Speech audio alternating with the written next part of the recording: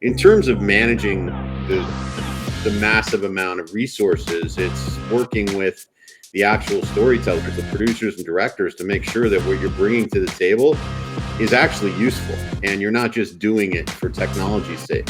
Welcome to Icons and Insights powered by C360, where the business of sports, technology, and broadcasting converge to create the immersive media economy. Now let's get into it with your hosts, Howard Wright and Cher Jones. Howard, you know what's awesome about today's episode? Tell me. We are going to be talking about what's now, what's hot, and what's next for sports broadcasting production and the technology it takes to make it happen.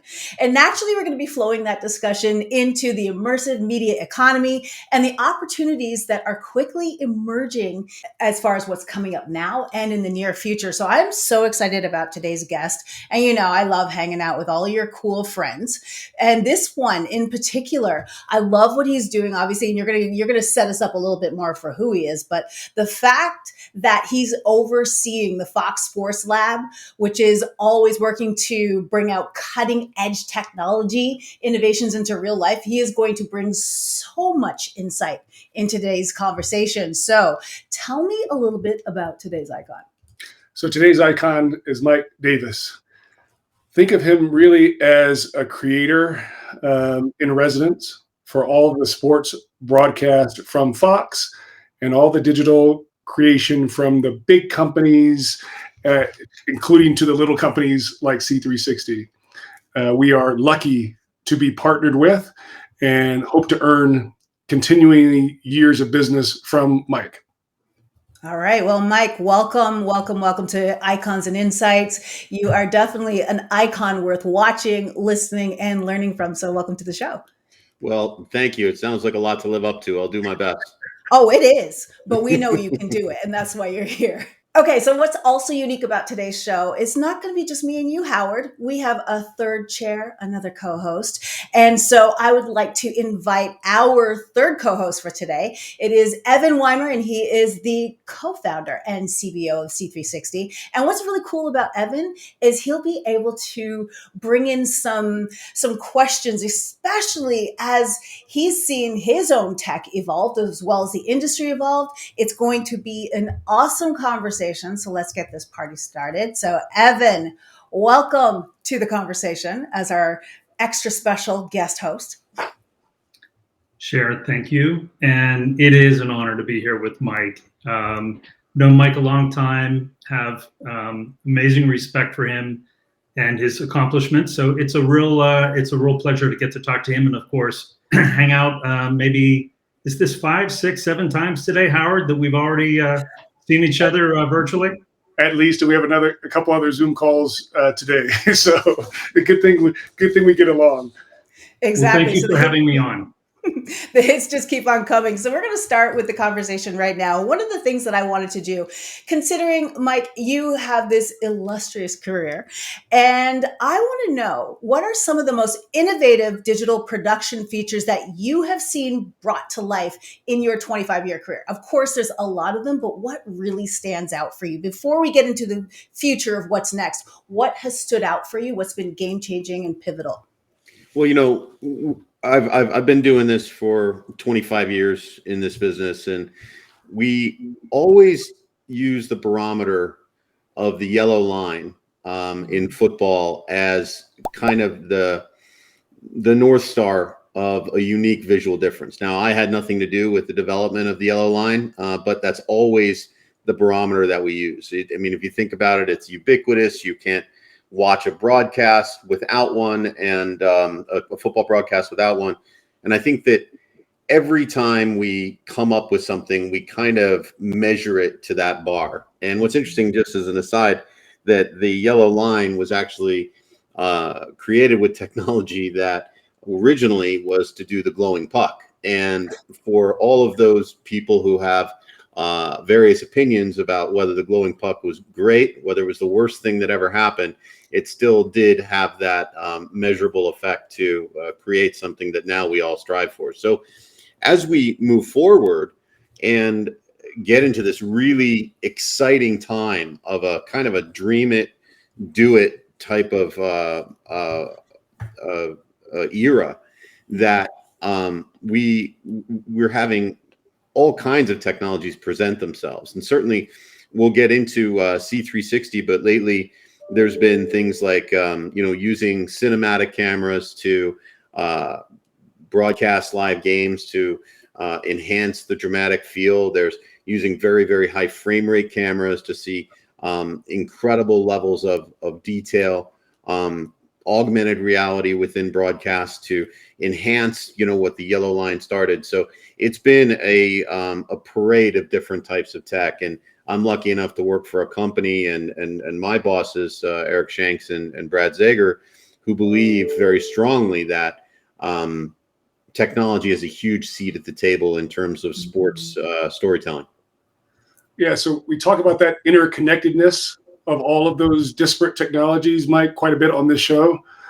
And whether it's MEC, Edge, 5G, and small cameras and big cameras and megapixels per frame, frames per second, all the things that probably for the lay persons, they don't understand. Could you take us behind the scenes on a game day? How many cameras do you have at a stadium or arena on a normal basis? How are you orchestrating and managing all the chaos from all the different streams, from all the different points of view? Well, in a great degree, I and my team are the mechanics. We're the people who are able to set up the machine for a producer and director, the storytellers to go out and cover a live broadcast. So when you talk about the arsenal that it takes to do, let's just talk about big games because that's fun, right? A big game like an NFC championship or a Thursday night football or a huge college football game. We try to do our best to be good stewards of that game. I mean, after all, anybody could potentially have the rights. All you need is money and distribution. But where we've built our reputation is being good storytellers. And I think that our audience appreciates having the state of the art out there, right? So whether that is, doing things in 4K or 1080p HDR or 5.1 audio, those are all the things. So in terms of managing the massive amount of resources, it's working with the actual storytellers, the producers and directors to make sure that what you're bringing to the table is actually useful and you're not just doing it for technology's sake. A lot of times I like to say that technologies need to pass the bar test. And the bar test is essentially, can you tell what we're doing if you're sitting there watching this game at a bar and you're not really, maybe you're giving it 80% of your attention. And I think that using that very loose and subjective test is something that allows us to kind of keep it simple, keep it relevant, and don't put it in the way. So in terms of managing all that, I think that it's all got to kind of live up to that test in a certain way. So the follow-up to that before I headed back to Evan is this is what is going on right now in the year 2021 as we race into 2022. 3 to 5 years from now, from your seat and as the seat of when you are the consumer of your own product from Fox, what do you imagine can happen, will happen in terms of remote production, clarity, fidelity?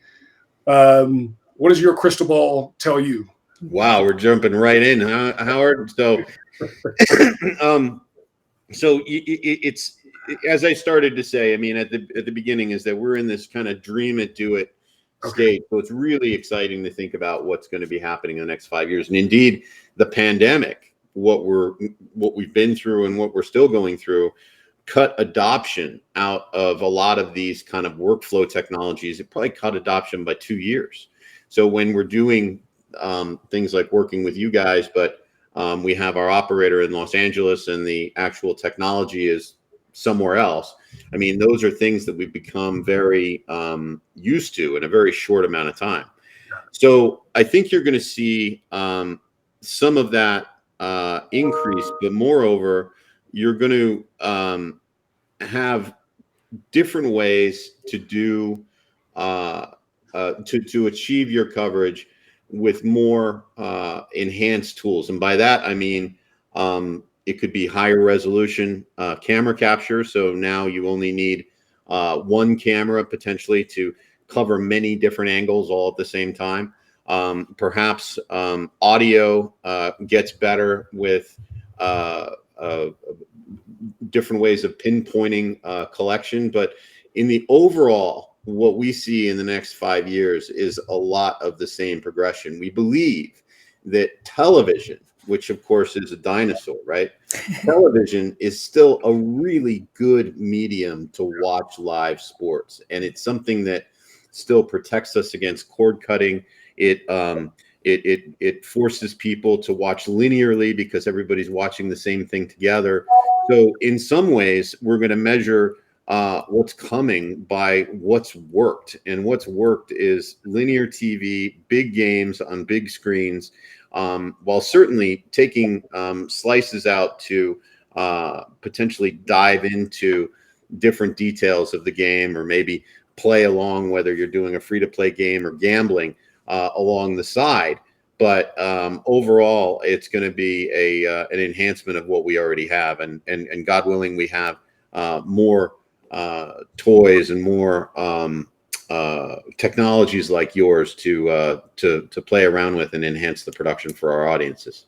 So, Mike, you've been one of the ones up front and giving us the fortunate access to some unique positions on the playing surface. And I think as a result of that, we've heard some feedback from some of the leagues that the view that C360 has provided has been one of the more definitive views in particular areas on the playing surface. Have you seen the leagues look for more of those kind of unique views as a result of some of the things that we've had the fortunate access to on those playing surfaces?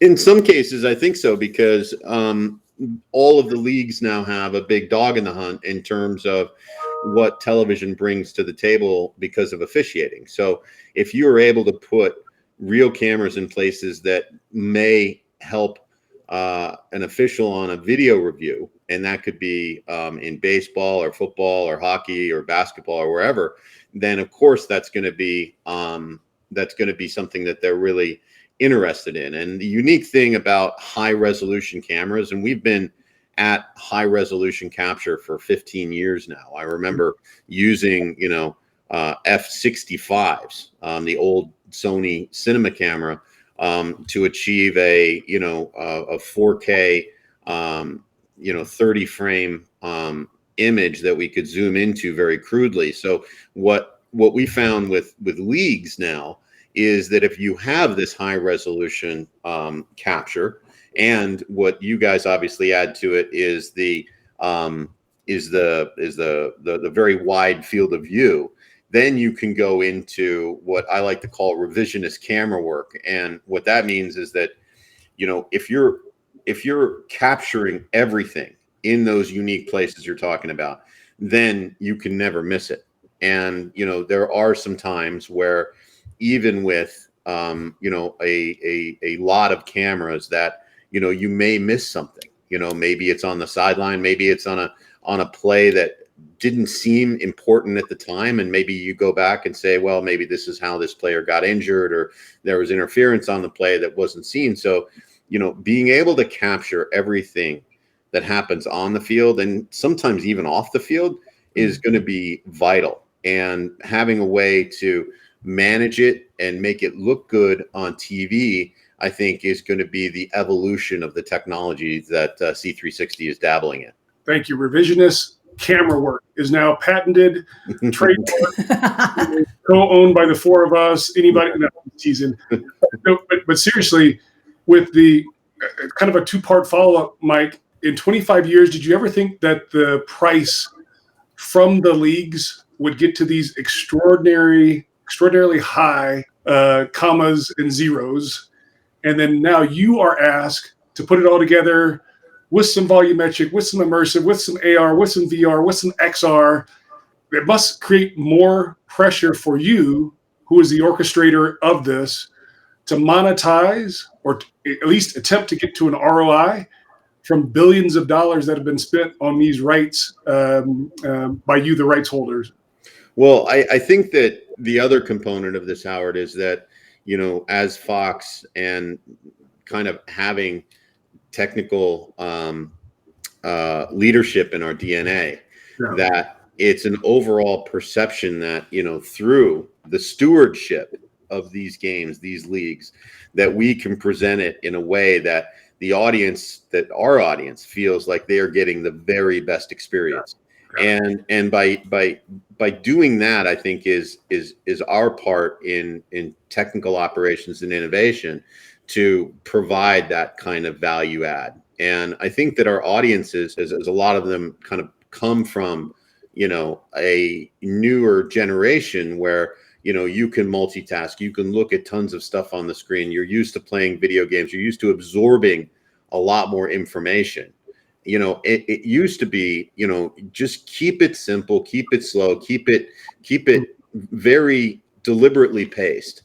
And I think that there's still elements of that. We still want to provide like the beautiful pictures like we saw in Field of Dreams, or the amazing sound like we heard, at the end of the Michigan State game.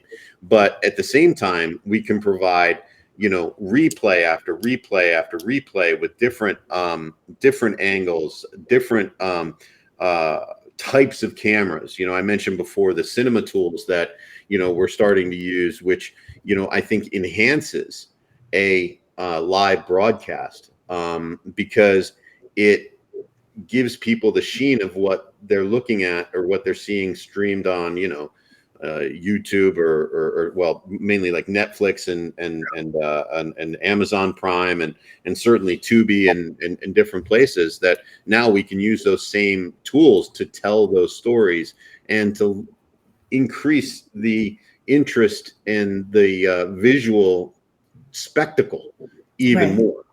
And I think that despite the visual spectacle, the other thing that we have a responsibility to do is to make sure that we don't miss anything. And when you get those crazy numbers of cameras, like 90, 100, 110 cameras for the Super Bowl, you'd be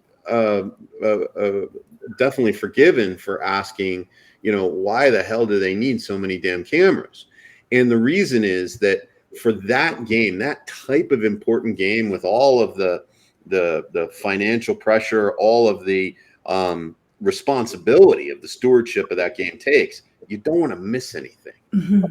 So you put all these things there, and it may simply be there to cover something that could just be lightning in a bottle. For instance, in the last Super Bowl we did in 2020, in February 2020 in Miami, we had 2 8K cameras just covering the sidelines, like not even worried about the field of play, so that you could actually get the storylines on the sidelines. And, I think that the more that we are responsible for these types of important programs, that whether it's the NFL or MLB or MLS or NASCAR or any of the big ones that we do, college basketball, we're responsible for delivering the very best experience for the viewers that we can.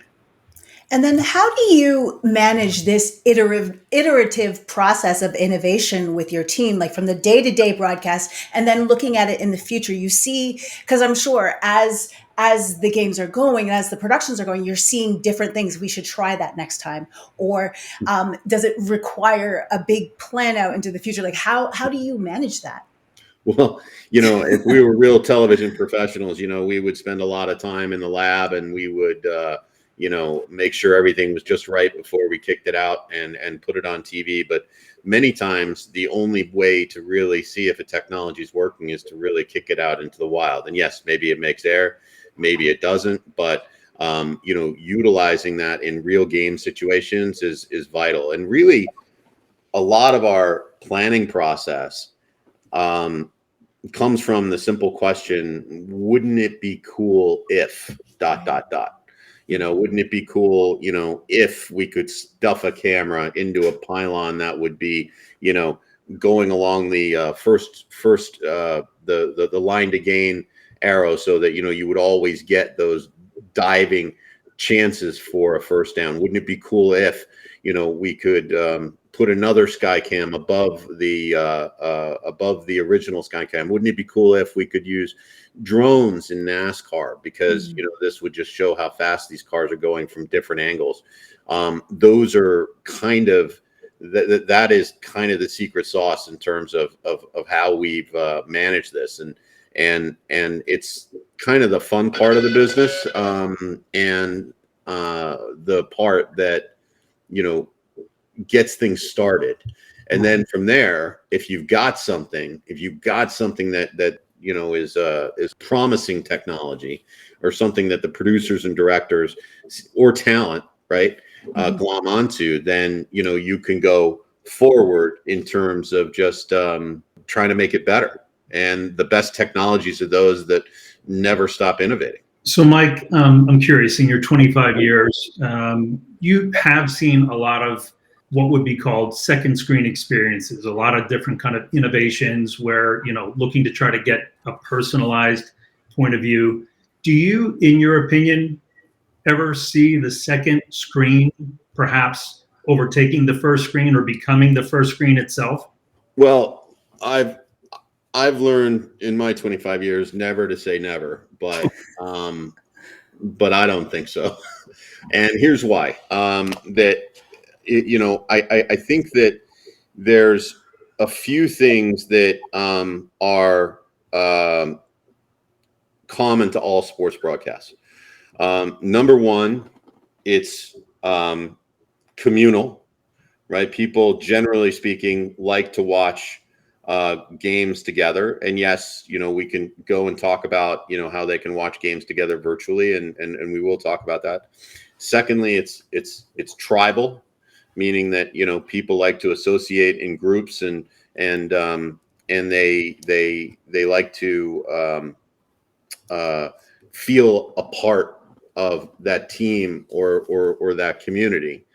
And, I think that third, it's communicative. I mean, people like to communicate when they are watching these games. I mean, you can watch a game by yourself, and that's great. And trust me, I think we've all done plenty of that.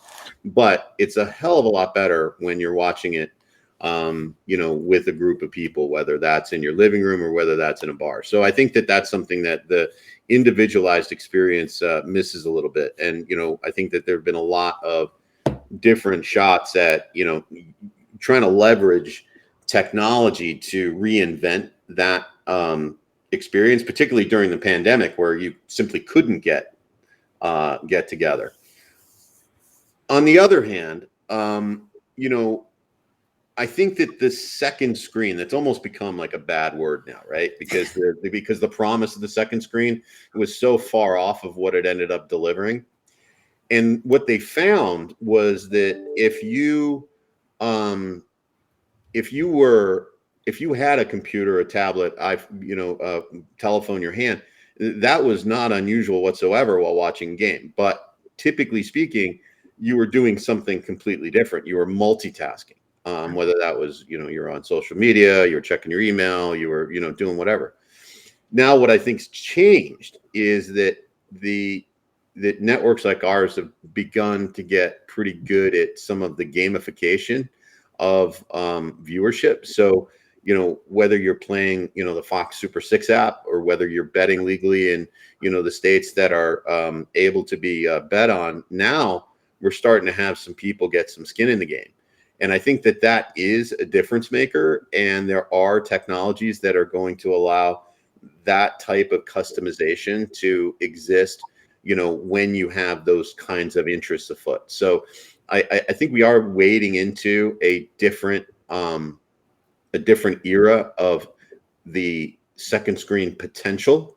But I don't think that at least in a generation, that big time sports will be watched in your hand instead of on your wall. I tend to agree, and maybe because I'm in the same demographic, and I like that. I like that view of my 60-inch TV while I'm sitting on the couch, and I can use the second screen to dabble and experiment on a couple of other things. But to that point, Mike, all these different sports that you manage, cover, and broadcast for Fox have different kind of data providers underneath them. We aspire to and are intent on becoming a video verification engine for Fox, for the NFL, for any college, Power 5 college football program. But underneath that, there's our buddy Shot Tracker and Davion. There's Second Spectrum. There's Zebra. There's SMT. Do you think that it's the responsibility of the league, or would Fox do something where you open up that aperture a little bit and let folks that want to use that second screen experience dabble just a little bit more and integrate that into betting? Are you responsible for putting all that back office together, or would you leave that to kind of a Fox Digital to do that for you? I think we're still figuring it out, Howard. I mean, I think that there's going to be so much data, real-time data at people's fingertips that we're going to have to figure out how to use it and how to push it out there in ways that is useful for the audience. And I mean, certainly the data analytics companies are looking very carefully at what type of experience that bettors or people who are playing free-to-play games, fantasy, whatever, are requiring. And this was the original promise of the second screen, that yes, you could be watching TV, but then you would have your whole data set in your hand. And like I said before, I think that what was missed was that maybe people want to be a little bit more just like everybody is these days. I mean, I'm looking at you guys, and there's also a bunch of windows behind my screen here, and that's because typically speaking during a day that you're multitasking, and I submit that you multitask at play, not only at work. So to answer your question, I think that that the leagues and the media partners are going to have to figure out how to feed this data and figure out what data is relevant, because you can do a lot of stuff for just technology's sake and have a ton of meaningless data out there, but you need to find, and it all comes back to the story. You have to find those data points that exist that tell the story, and it may not just be for TV or betting. It could be for coaching, scouting, what have you. But you're right. All those companies that are out there have been at this, most of them a pretty long time. So just now, there's a lot of appetite for these types of companies to provide those things, and I think we're just figuring out how to drive all that. So, Mike, as we're talking about betting and all these data points, do you see that as fans start to interact with that betting platform a little bit more during the live games, that a customized or a personalized replay of whatever prop bet they just placed, regardless of whatever sport or particular team that they're watching, do you see that as something that would be supportive of that whole betting initiative? I mean, betting obviously is shaping the way sports are kind of being consumed right now. Do you see that value in having a replay for every player, every play, every second associated with that bet? Gee, Evan, why would you ever be asking a question like that? Way to lead the witness. Way to lead. Just random question. Would it be useful if we could provide? No, look. I think not just betting. I think it's really everything. And once you own the capture, once you get all this stuff, and in your case, in C360's case, you're owning a vast swath of coverage there, and then you can perform that revisionist camera work that we talked about, and that doesn't have to be with, and you know this better than me, a guy with a joystick. That's going to be driven automatically by whatever data points you feed into the machine, and obviously you can have an infinite amount of extractions that are going to be working for you. So it doesn't just have to be an isolation of a player. It can be a player relationship. It can be it can be down the road potentially, using facial recognition to ascribe emotion. Certainly player identification if that's not already available. So yeah, not just betting. I think it's really on everything, whether it's broadcast, highlights, certainly betting, second screen, free to play, and officiating, and of course scouting. I mean, in the NFL, they have and really most team video is what they call the all 22. And the all 22 is a big high camera, gets all 22 players. And that has been the go-to blueprint for team film, period, end of story, for the ages. So now with higher resolution and hopefully higher frame rate capture, you're going to be able to dive in a lot more to that film, and for whatever purpose you're doing it for. So the answer to your question is, yeah, it's going to be incredibly useful.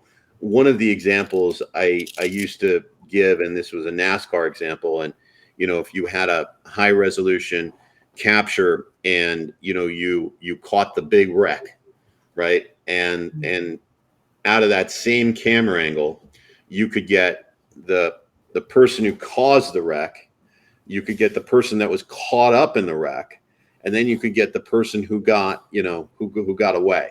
Right. And you could do so in very different kind of looking ways and do it instantly. So I think what you guys are up to, and you guys know, I've been a fan of yours for a long time, that high resolution capture is a big thing. And whether you know it or not, a great many replays from some of our A games and Thursday Night Football are 4K extractions. It's just, we don't make a big deal about it. It's just part of the replay sequence. But there's a lot of stuff that you're seeing on those games that maybe you wouldn't have seen if that technology hadn't been available. That's interesting. Bit of a left field question, Mike. I'm a child of privilege. My father was a famous, San Diego Charger. So from the time I was little, we were going to Super Bowls, and we saw, Muhammad Ali fight and train and that kind of stuff. And then when I got to the corporate world, there's always the boondoggles where you get invited to go to World Series and Masters and everything else. So I've been lucky enough to have, undeservedly so, stepped foot on some of the most iconic properties and venues in the world. You have a handful of favorites. I know that you were working during the time of the event, but do you have a few favorite years or specific sporting events that you think, okay, yeah, our team nailed it that particular Saturday or Sunday? I think that I feel that way after every Super Bowl we've done. I've done five of them now. And that's where that preparation, all that preparation meets the effort and execution. And I always say that, if you're in this business and you never dreamed of doing a Super Bowl in whatever capacity that, if you're a camera person, if you're a director, if you're a utility on the sidelines, if you haven't dreamed of this, then I'm not sure what you're doing in that building.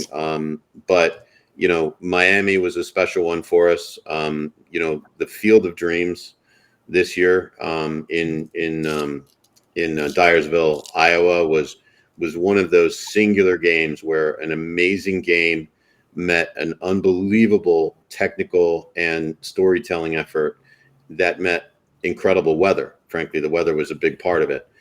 So we've had a lot of monster games just this year. So I'm privileged too. I get to do these things, and I get to apply our fingerprint to it, and maybe help a show here and there look better than it would have been otherwise. And the biggest thing for me is that I get to work with literally the best team in the business. And I know a lot of people say that, and I'm not saying they're wrong, but they are, because I've got it. And but you know there's each and every Super Bowl is better than the last, which is great. And I could have said that about any Super Bowl that we've done. Certainly, you know, the special baseball games that we were privileged enough to do, the All-Star game, and of course the Field of Dreams. You know, the first the one just back a ways was the first NFL game we did at Wembley Stadium in London. That was terrific. That was nearly 12, 13 years ago now. But just any firsts that have happened, you know, the first time that, you know, you've attempted something in some way has always been, you know, something. But, you know, my most memorable event is one that wasn't even a sporting event. It was a show that we did. We just did this year's iteration at Annapolis, Maryland, at the United States Naval Academy. We always do something for Veterans Day, and it's one of the traditions that we're really proud of. And I think that, you know, we've been all over the world. You know, 2 years ago we were at West Point. The year before that we were at Norfolk, Fort Benning.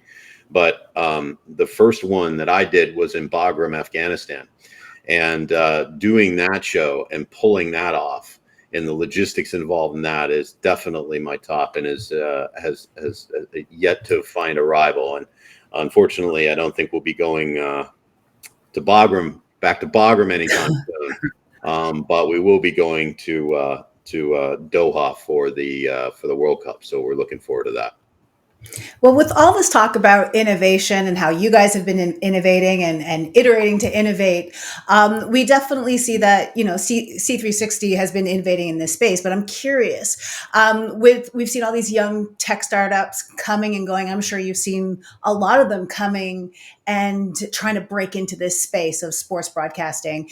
But what's the difference as far as between those who made it or are making it in this industry and those who don't? Because you clearly value purposeful technology and it making sense for the broadcast. But what does it take within this startup community or these tech broadcasting communities, companies to come and compete? I think that your word purposeful is a good one. And what I've liked about these guys is just that, you know, they have a good idea. They didn't know the broadcast world very much when I met them. They'd met some really good people, George Hoover, for instance, at NEP, they'd met. But until you really get into it, and Evan would be the first to tell you this, you don't realize the challenges that exist in broadcast. And it can be daunting. You know, the turnaround time, the necessity for resolution, the necessity for frame rates. But I found that these guys were always willing to listen, even if the answers that they were getting weren't the answers that they wanted to hear, and you know, would go back and reinvent and bring it back. And you know, obviously they have a few verticals that you know, may have very different types of demands, but in some ways, I think that being on the broadcast side with this particular piece of technology is somewhat of a high watermark.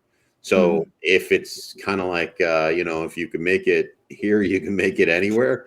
If you can make it in a production truck at the World Series, you know, you can make it in a whole lot of other businesses too. So I think that it's really listening to the market and trying to find the right people to tell you the things, because everybody's got an opinion. But what you need to find is make sure that those opinions are something that is good for the business, not necessarily just good for their particular concern, and trying to know the difference. Because without kind of knowing that, somebody may send you down a path that will cause you a lot of engineering stress and deployment hassles.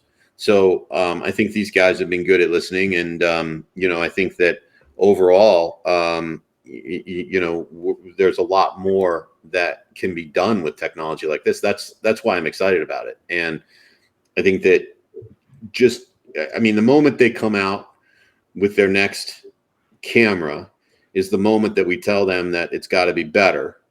And then, no pressure. And then that'll just be the way that it goes. And that's why, technology is such that, we're all sitting with phones in our pocket that are less than a year old.